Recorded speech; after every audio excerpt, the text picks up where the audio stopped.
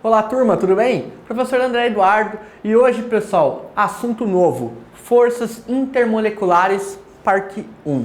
Pessoal, na nossa aula, hoje nós vamos ver uma breve introdução, o que é essas tais ditas forças intermoleculares. Vamos conversar um pouco sobre as forças de polo induzido e dipolo induzido, as forças de polo permanente e dipolo permanente e, por fim, arrematar nossa aula com ligações de hidrogênio, pessoal. Bom, então, o que são essas tais ditas forças intermoleculares, pessoal?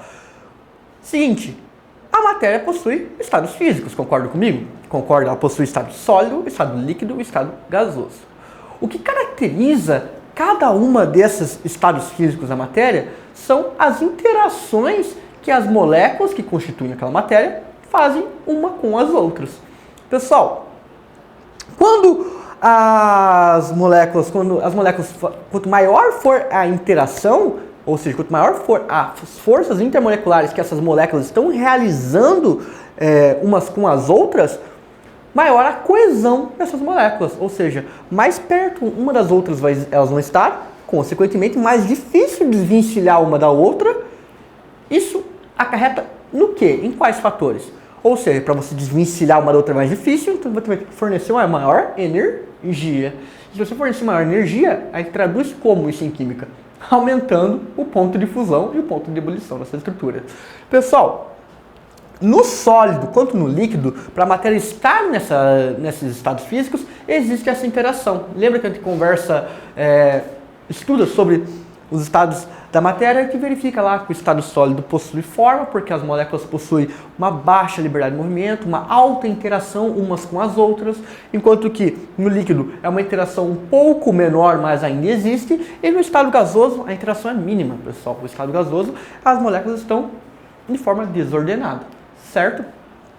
Então, é muito importante você entender as forças intermoleculares, porque são elas que caracterizam os estados físicos da matéria e também o ponto de fusão e o ponto de ebulição de cada tipo de substância.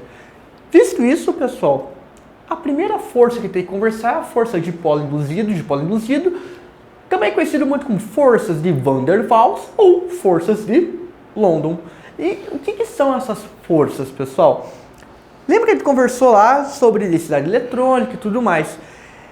Na forças de Van der Waals ou forças de London, pessoal, por algum motivo que não se sabe, ali, por algum motivo qualquer, na realidade, a nuvem eletrônica ela não fica uniforme naquela molécula, gerando um leve polo positivo de um lado, um leve polo negativo de outro. Então, numa substância lá, vamos supor, uma substância ali de gases nobres, vamos pegar, por exemplo, hélio líquido, vamos conversar sobre hélio líquido, que para você ter hélio líquido você precisa de uma baixíssima temperatura. Então, a interação que está feita entre aqueles gases ali, entre aquela estrutura, é porque gerou uma leve alteração ali, fazendo um polo positivo com um polo negativo. O polo positivo ali interage um pouco mais com o polo negativo e o polo negativo com outro polo positivo de outra molécula e com outro átomo, e é isso que vai ser. Essa interação de polos acaba fazendo com que essas moléculas ou átomos acabam interagindo entre si. As forças de London, pessoal, ela ocorre principalmente em moléculas apolares e gases nobres. Vamos pegar lá uma molécula apolar que a gente viu nas últimas aulas. Oxigênio, nitrogênio, N2. O N2, no seu estado em temperatura ambiente, ele está no estado gasoso. Quem aqui já ouviu falar, ou quem aqui assistiu um vídeo, ou quem já viu algum programa que o pessoal usa nitrogênio líquido? Nitrogênio líquido, ele é muito gelado, é muito frio. Por quê? Porque o ponto de ebulição do nitrogênio é muito baixo, pessoal. Logo, por isso que na temperatura ambiente o nitrogênio está no estado gasoso. Por quê? Porque essas forças aqui, pessoal, de Van der Waals, são forças com uma intensidade muito fraca. Então, a energia para você romper essa interação não é uma energia alta. Por isso que você encontrar moléculas apolares ali de tamanho pequeno, moléculas pequenas apolares no estado líquido, é difícil e elas possuem como característica uma baixíssima temperatura, que é o caso ali, por exemplo, do N2. O hélio líquido que eu comentei com vocês um pouquinho anterior, ali no slide anterior, que é um hélio, por si só, é um átomo de um gás nobre. Para você ter hélio líquido, pessoal, é uma temperatura muito baixa ali, em torno de 4 Kelvin por ali, pessoal, que é muito baixo.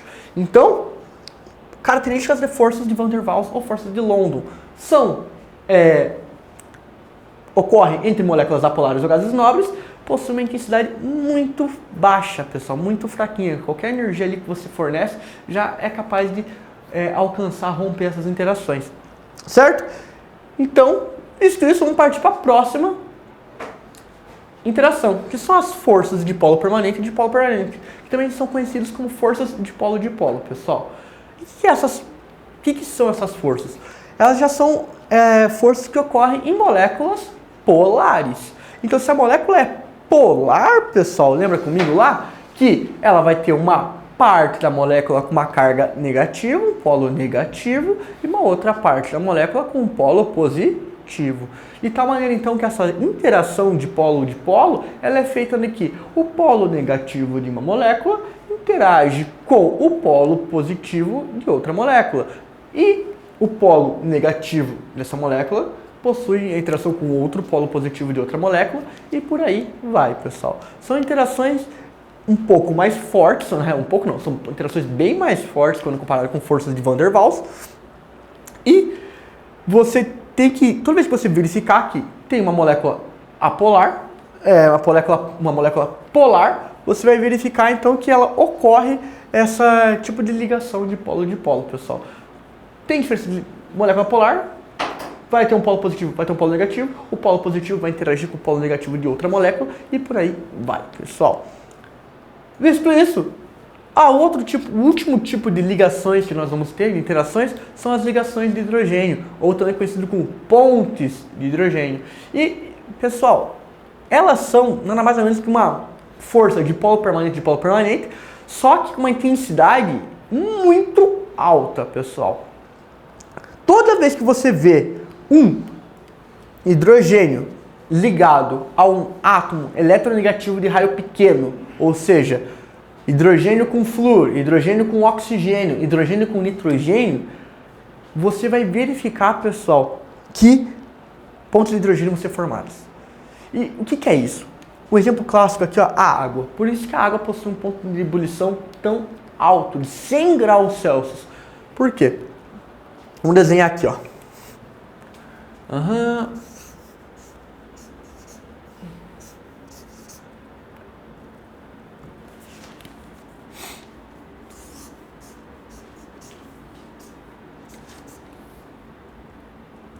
Então, lembra lá? Conversando, a gente verifica que aqui vai ter uma característica um pouco mais negativa, aqui positiva, aqui positiva, aqui negativa, positiva, positiva. O que acontece, pessoal? Esse polo negativo aqui da molécula de oxigênio atrai esse hidrogênio aqui, ó, pessoal. De tal maneira, então, que forma essa ligação de hidrogênio ou essa ponte de hidrogênio. Vamos desenhar uma outra molécula aqui para vocês identificarem isso aqui, ó. Da mesma maneira que esse hidrogênio aqui, ó, vai estar interagindo com outra molécula aqui, ó, pá. Ó. E esse hidrogênio aqui com o outro. Vou até desenhar aqui, ó.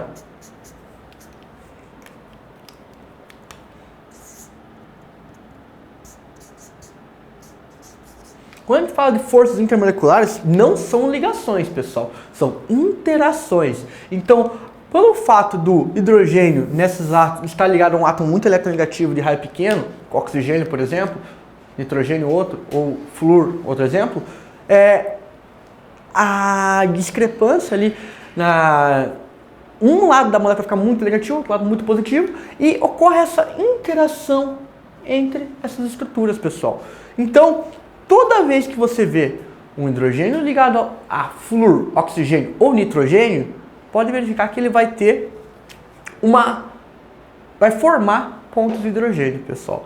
E, visto isso, como características muito importantes. A primeira, ela vai ser a interação intermolecular mais forte que nós temos. Ou seja, vai ser muito difícil desvencilhar uma molécula da outra, consequentemente, alto ponto de ebulição, alto ponto de fusão, alto ponto de ebulição. Por causa da energia que deve ser fornecida, vai ser muito maior também, necessária para romper essas interações, muito maior.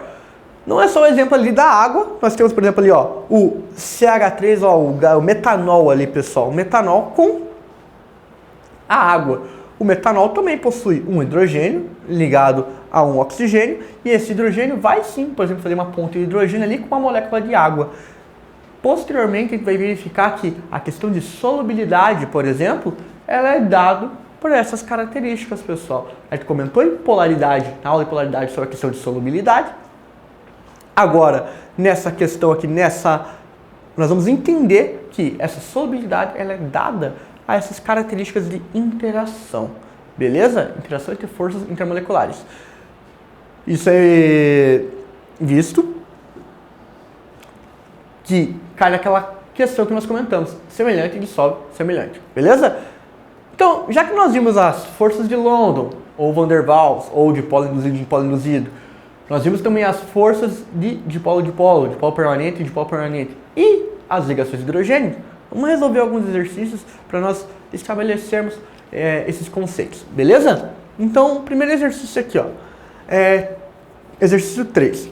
A mais nova tendência do ramo da culinária internacional é a gastronomia molecular. Diferentes chefes criam pratos que desafiam os sentidos, mudando a textura sem alterar o sabor dos alimentos.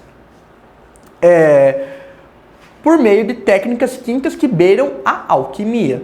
Utilizando gelo seco, que é o gás carbônico sólido, são preparadas bebidas esfumaçantes e com nitrogênio líquido são feitos sorvetes de bebidas alcoólicas, que geralmente não congelam num freezer comum. Analisando esse efeito esfumaçante, pessoal, explique. Daí ele fornece a alternativa A e a alternativa B ali, pessoal. Alternativa A. Quais processos de mudança do estado físico sofrem o gelo seco e o nitrogênio líquido ao passar para o estado gasoso, pessoal? Então, vamos lembrar lá da nossa aulas de transformação de estado físico da matéria. Gelo seco. Gelo seco, ele é gás carbônico no estado sólido, certo? Então, do sólido para o gasoso, pessoal, qual é o nome dessa transformação? Sublimação, beleza? Segundo ponto ali, ó. Nitrogênio líquido passando para o estado gasoso, pessoal. Estado líquido passando para o estado gasoso, vaporização. Certo? Então, alternativa A, gelo seco corresponde à sublimação, nitrogênio líquido corresponde à vaporização. B. Que tipo de interação intermolecular é rompida quando essas substâncias passam para o estado gasoso, pessoal? Então vamos lá. A gente está falando de CO2 no estado sólido e nitrogênio no estado líquido. Beleza? CO2 a gente já viu que são moléculas apolares, certo? Estrutura linear, molécula polar. O nitrogênio também é apolar, pessoal. Das forças que nós conversamos agora na nossa aula, quais são as forças responsáveis pela interação entre moléculas apolares? Vamos lá. Forças de London, ou Van der Waals, ou dipolo induzido, dipolo induzido. Qualquer uma das três alternativas que você coloque está correta. Então, forças de London, pessoal. Beleza? Próximo exercício aqui, ó. As forças intermoleculares explicam as diferentes formas de interação, aproximação entre moléculas formadas por ligações covalentes. Essas interações diferentes exercem uma grande influência sobre o ponto de fusão e o ponto de ebulição das substâncias. Assim, a intensidade em que as moléculas interagem define o seu estado físico, sólido, líquido ou gasoso. Considere as seguintes afirmações sobre as atrações moleculares. E aí nós temos lá, pessoal, 4 afirmações, correto? A primeira afirmação no caso de ácido cianídrico líquido, as atrações intermoleculares são do tipo forças de London, pessoal. Vamos pegar aqui, ó. Beleza? Então temos lá o ácido cianídrico, pessoal. Aqui, ó. HCN. Então vamos desenhar a estrutura lá, ó. Você vai verificar aqui, o carbono está no meio. Tripla ligação aqui com o nitrogênio, com uma dupla ligação com um par de elétrons livres aqui. Opa, oxigênio. Entre hidrogênio e carbono, quem é mais eletronegativo? Carbono. Então tá aqui o aumento. Entre carbono e nitrogênio, nitrogênio. Certo? Logo, 1 mais 1 aqui, ó, soma, então vai gerar um momento de polo aqui diferente de zero. Então, diferente de zero, molécula polar, certo? Se a molécula polar, pessoal, vai fazer forças de London? Não. Aqui vai ter um lado mais positivo na molécula e aqui um mais negativo. Logo, a interação que vai ser feita nesse caso aqui vai ser de dipolo-dipolo, ou dipolo permanente. Então a alternativa 1 está incorreta. Vamos ler a alternativa 2. As forças de atração existentes entre as moléculas de H2S, ácido sulfídrico líquido, devem ser mais intensas do que as existentes entre as moléculas de água líquida, uma vez que as geometrias moleculares são semelhantes e o ácido sulfídrico apresenta maior massa molecular. Pessoal, a gente vai verificar que o ácido sulfídrico, ele vai ter um momento de polo, se você for desenhar a estrutura também vai ser uma estrutura angular. Só que, lembra que eu comentei com vocês que hidrogênio ligado ao átomo eletronegativo de raio pequeno, caso oxigênio, que é o da água, vai fazer o quê? Pontes de hidrogênio, pessoal. Logo, a interação de água vai ser maior por causa que a água faz pontes de hidrogênio, ligações de hidrogênio, uma molécula com uma outra molécula. Enquanto que o ácido sulfídrico não vai fazer esse tipo de ligação. Ele vai fazer dipolo permanente. Então, se você fala que o exercício está perguntando as interações existentes entre o ácido sulfídrico líquido devem ser mais intensas do que as existentes entre a molécula de água? Não. Por quê? Porque a molécula de água faz ligações de hidrogênio que nós já vimos que são ligações mais fortes, interações mais fortes. Beleza? Então, a alternativa 2 e também está incorreta, pessoal. A parte 3 ali, pessoal. Afirmação 3.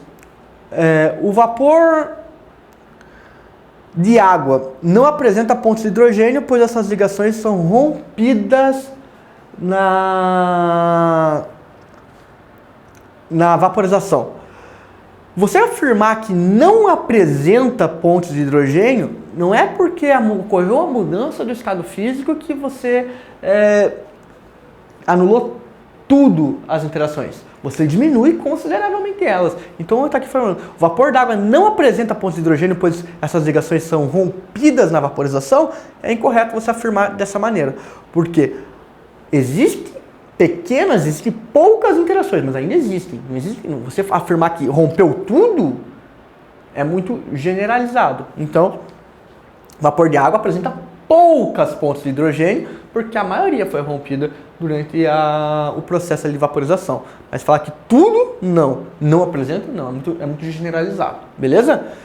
E a afirmativa 4, alcanos com mais de 20 átomos de carbono são sólidos na temperatura ambiente devido às várias pontes de hidrogênio que se formam ao longo da cadeia entre moléculas vizinhas, pessoal.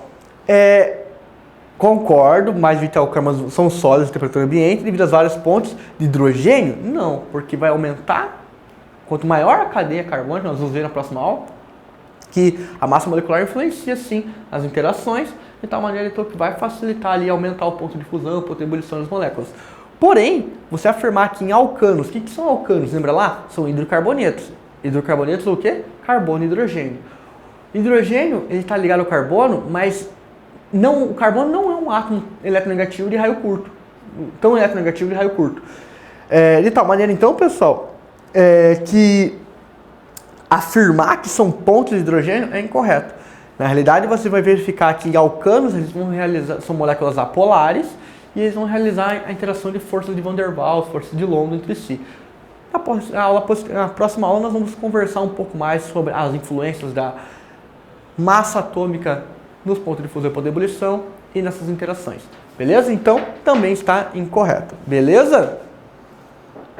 Para casa, eu vou deixar a apostila de Química volume 2, frente A, páginas 426 e 427. Beleza? Um grande abraço aí do professor André e aguardo vocês na próxima aula. Valeu!